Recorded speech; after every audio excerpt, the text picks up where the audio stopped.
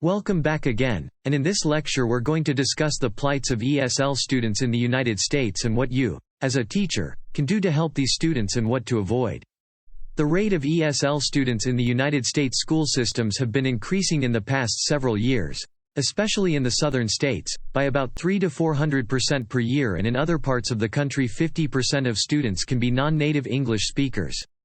Research has showed that an enhanced learning opportunities need to be presented between pre-kindergarten to third grade, as this is the best chance for students to obtain high academic achievements, as this will actually help children to master the elements of the English language. Studies have shown that as this is done, by the end of the third grade, ESL students will have a better chance of doing well the rest of their academic career.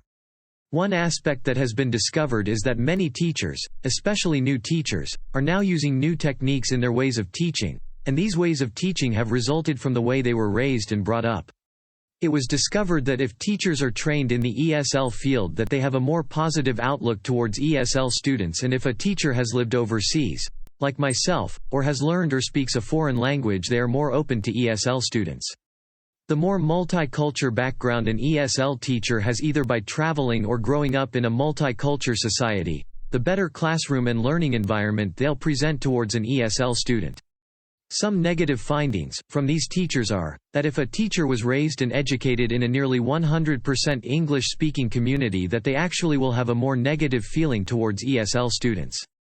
Other negative findings from mainstream teachers were that some teachers believe that they are only responsible for teaching the curriculum they have been assigned to. If the teacher has an ESL student in the classroom, that particular teacher may not want to take the extra step to instruct the ESL student. Teachers today are under a lot of pressure to teach and get results from their students.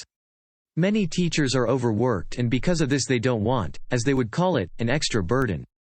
Some teachers, according to the survey results, only wanted to create lessons plans and don't want any additional ESL training, and that the longer a teacher has ESL students in their classroom, the more negative feelings they have against those students. It should be noted that about half the world speaks some form of English or is learning English primarily through email technology, the internet, and newspapers. For example, all airline pilots must master some English to be able to fly and communicate. Most popular movies in the world are usually English-speaking, the songs within them, the most popular music in the world. Most business deals are conducted in English. Most of the largest TV broadcasters and TV evangelism is mainly broadcast in English. One way to look at ESL students is to imagine yourself moving from one country to another, and when you arrive everything you have known previously is wrong. It's different from everything you've seen or know. You don't speak the language, you don't know the food or how to order food, you don't understand a word that is being spoken to you. That's what a new ESL student feels like. The only thing they are looking towards is one person who will talk to them in their native language and explain things to them. A friend. Many ESL students feel isolated, confused, and often frustrated. So what are the questions you should ask yourself? Who are English language learners?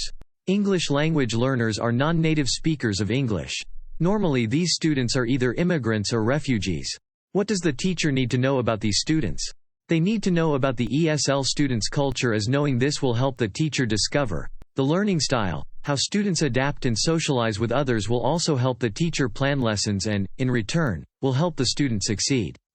Teachers should also discover how children become bilingual, if they are overcoming trauma, especially if that child came from a war-torn country. The teacher should take into consideration that some students may be traumatized from what they have seen and that they may have lost everything they knew or owned. The teacher needs to understand this and how to work with these students to overcome that trauma. To do this, a teacher must interact with their students and show interest in the student's culture. You need to know a little history about the student's background before you, as a teacher, have the student to share his or her experiences and culture to the class. You should also create lesson plans about U.S. culture. This will help students understand each other, and the ESL student may learn about American culture, sports, food, the way things are done. As a teacher, one should demonstrate appreciation for the students, interact with students while watching to see what they do with nonverbal communication access, and be sensitive to their needs at the same time. Some cultural groups are competent and compatible with their social beliefs that include operative learning activities, social interaction with their peers, and to be part of a group.